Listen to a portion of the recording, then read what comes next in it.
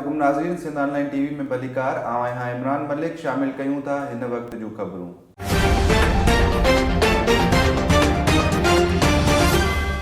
नाज़रीन, हिंगोरजा थाने जी हद ॻोठ अली मुराद मंगणेजो में घर अंदर घुटा ॾेई खान मोहम्मद मंगणेजो खे क़त्ल करण वारे वाक़े जे ख़िलाफ़ मंगणेजा बिरादरी जे माण्हुनि पारां क़ौमी शाहराह ते लाश रखी धरणो हयो वियो आहे। एहतजाज कंदड़नि इल्ज़ाम लॻायो आहे त ग़ुलाम क़ादिर मंगणेजो ऐं उन्हनि जे साथियुनि असांजे माण्हू खे घुटा ॾेई क़त्ल कयो आहे। जवाबदारनि खे गिरफ़्तार न कयो वियो त असांजो एहतजाज जारी रहंदो। खान मोहम्मद मंगणेजो अब्दुल हमीद जो पुटु हिन जा ॿ पुट अॻ में मारियनि।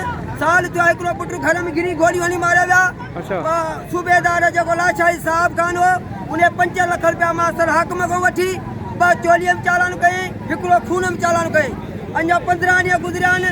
हिन जो पुटु जेको हुन खून में शाहिद हुओ पैसा ॾेई ज़मीन में मारिया आहिनि। उहो अञा 12 महीना न थिया आहिनि।